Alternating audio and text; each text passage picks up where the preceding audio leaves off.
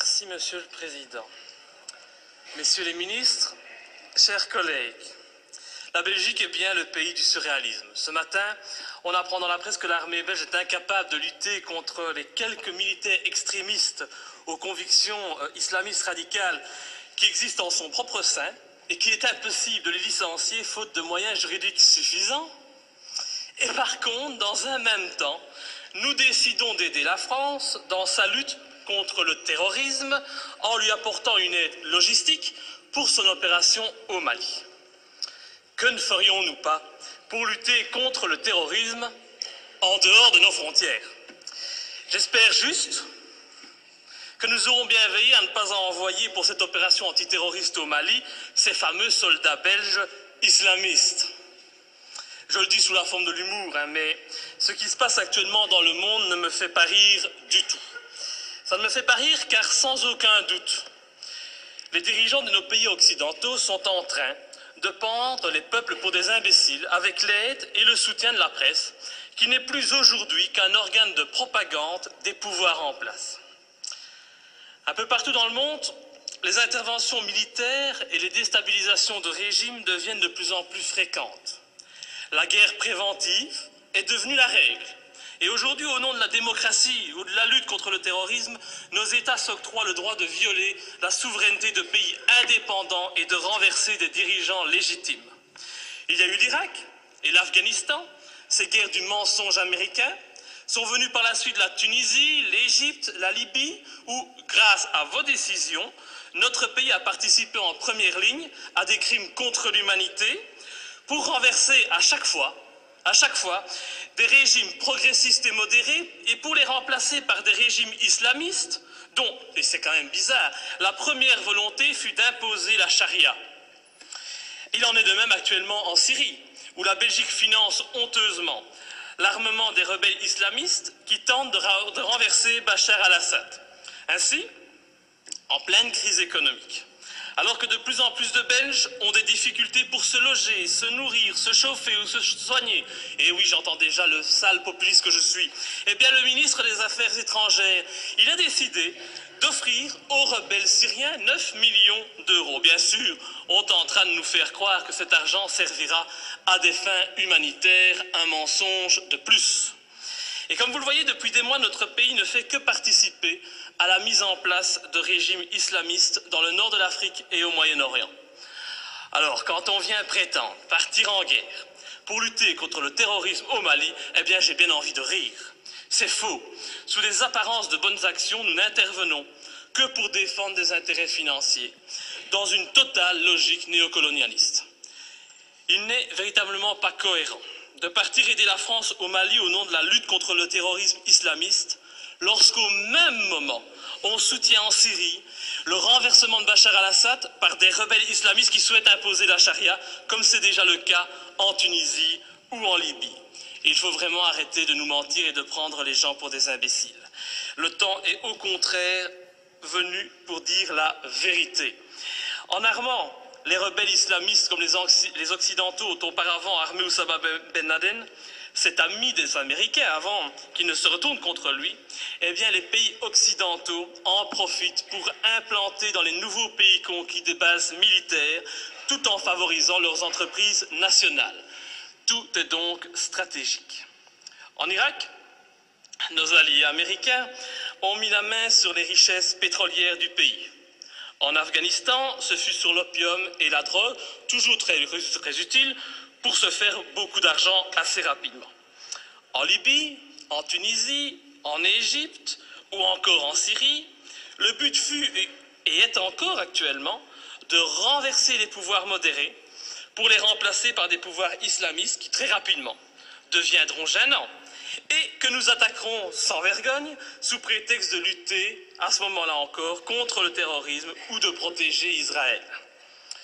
Et dont les prochaines cibles sont déjà connues. Dans quelques mois, je prends le pari que nos regards se tourneront vers l'Algérie et finalement vers l'Iran. Faire la guerre pour libérer des peuples d'un agresseur extérieur, c'est noble. Mais faire la guerre pour défendre les intérêts des États-Unis, faire la guerre pour défendre les intérêts de grosses sociétés comme Areva. Faire la guerre pour mettre la main sur des mines d'or, ça n'a rien de noble. Et cela fait de nos pays des pays agresseurs et voyous. Personne n'ose parler, mais qu'à cela ne tienne, je ne me tairai pas. Et tant pis si ma lutte doit me faire passer pour un ennemi de ce système qui bafoue les droits de l'homme au nom des intérêts financiers, géostratégiques et néocolonialistes. Bafouer ce régime et le dénoncer, c'est un devoir et une fierté pour moi. Et sincèrement, et je m'excuse pour le vocabulaire populaire utilisé, j'emmerde tous les soi-disant bien-pensants, qu'ils soient de gauche, de droite ou du centre, qui sont aujourd'hui au basque de nos pouvoirs corrompus et qui se plairont à me tourner en ridicule. J'emmerde nos dirigeants qui jouent avec leurs bombes comme des gamins dans une cour de récréation. J'emmerde ceux qui prétendent être des démocrates alors qu'ils ne sont que des criminels de bas étage. Je n'ai pas beaucoup de respect non plus pour les journalistes qui ont le culot de faire passer les opposants pour des débiles mentaux alors qu'au fond ils savent très bien que ces opposants ont parfaitement raison. Je méprise enfin au plus haut point ceux qui se prennent pour les rois du monde et qui nous dictent leurs lois, car moi je suis du côté de la vérité, du côté de la justice, du côté de ces victimes innocentes du pognon à tout prix. Et c'est pour cette raison que j'ai décidé de m'opposer clairement à cette résolution qui envoie notre pays soutenir la France dans son opération néocolonialiste. Depuis le début de l'opération française, le mensonge est organisé. On nous dit que la France ne fait que répondre à l'appel au secours d'un président malien. On en oublierait presque que ce président n'a aucune légitimité et qu'il a été mis en place pour assurer la transition suite au coup d'État de mars 2012. Qui a soutenu ce coup d'État? Qui en est à la base? Pour qui travaille ce président de transition? Voilà le premier mensonge. Le président français François Hollande ose prétendre mener cette guerre pour lutter contre les djihadistes qui menacent, ils menacent, rendez-vous compte, le territoire français et européen.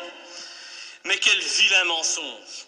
En reprenant cet argument officiel, tout en profitant pour effrayer la population, en augmentant le niveau de la menace terroriste, en mettant en œuvre le plan Vigipirate, nos dirigeants et les médias font preuve d'un culot inimaginable.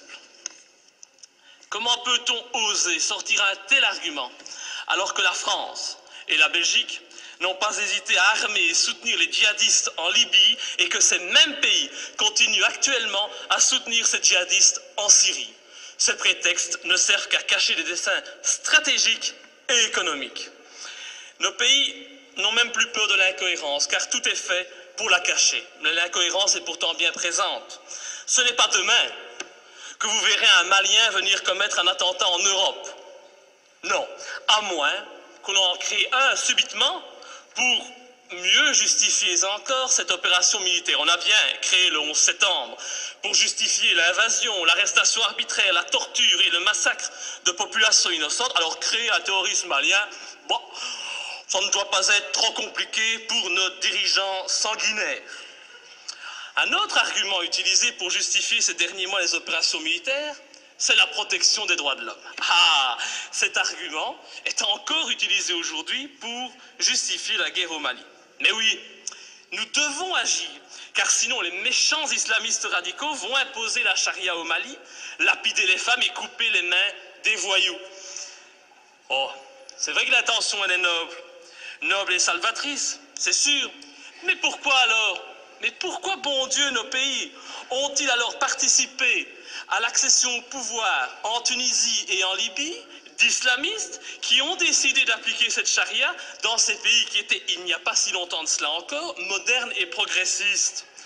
Je vous invite à demander aux jeunes Tunisiens qui sont à la base de la révolution de Tunisie s'ils sont heureux de leur situation actuelle. Tout cela, c'est de l'hypocrisie. L'objectif de cette guerre au Mali est très clair. Et puisqu'on n'en parle pas, je vais en parler. L'objectif, c'est de lutter contre la Chine et permettre à notre allié américain de maintenir sa présence en Afrique et au Moyen-Orient. C'est cela qui guide ces opérations néocolonialistes. Et vous verrez, quand l'opération militaire sera terminée, La France conservera bien entendu des bases militaires au Mali. Ces bases serviront aussi aux Américains. Et en même temps, parce que ça se passe toujours comme ça, des sociétés occidentales mettront la main sur des contrats juteux qui priveront de nouveau les pays recolonisés de leurs richesses et de leurs matières premières. Alors, soyons bien clairs, les premiers bénéficiaires de cette opération militaire, ce seront les patrons et les actionnaires du géant français Areva, qui tentent depuis des années d'obtenir l'exploitation d'une mine d'uranium à Faléa, une commune de 17 000 habitants située à 350 km de Bamako. Et je ne sais pas pourquoi, mais mon petit doigt me dit qu'il ne faudra pas longtemps pour qu'Areva puisse enfin exploiter cette mine. Je ne sais pas, c'est une impression que j'ai.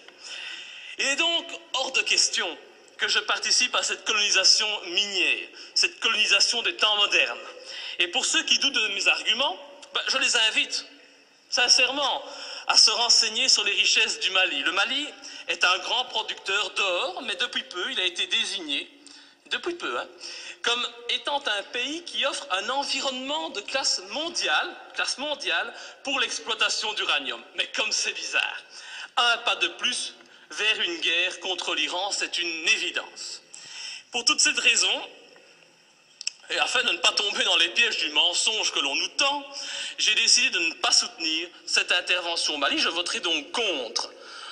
Et ce faisant, je fais preuve de cohérence, puisque je n'ai jamais soutenu par le passé nos interventions criminelles en Libye ou en Syrie, me profilant de la sorte comme le seul parlementaire de ce pays à défendre la non-ingérence et la lutte contre les intérêts obscurs. Je pense vraiment qu'il est grand temps de mettre un terme à notre participation à l'ONU ou à l'OTAN et de sortir de l'Union européenne si cette Europe, au lieu d'être un gage de paix, devient une arme d'attaque et de déstabilisation de pays souverains aux mains d'intérêts financiers et non plus humanistes. Enfin, je ne peux qu'encourager notre gouvernement à rappeler au président Hollande les obligations qui résultent de la Convention de Genève en matière du respect des prisonniers de guerre.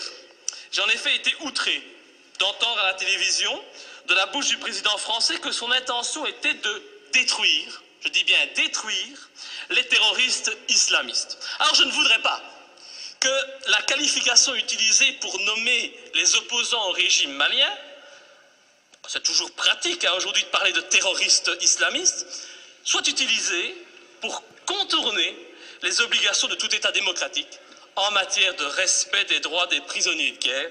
Nous attendons un tel respect de la patrie des droits de l'homme. Enfin, et pour terminer, permettez-moi de souligner la légèreté avec laquelle nous décidons de partir en guerre. Tout d'abord, le gouvernement agit sans la moindre autorisation du Parlement, il paraît qu'il en a le droit. Il envoie du matériel, des hommes au Mali.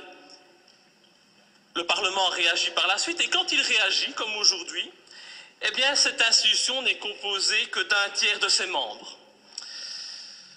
Encore beaucoup moins si on parle des élus francophones. C'est donc une légèreté coupable qui ne m'étonne pas vraiment, venant d'un Parlement de toutous soumis au diktat des partis politiques. Je vous remercie. Monsieur le ministre des Affaires étrangères.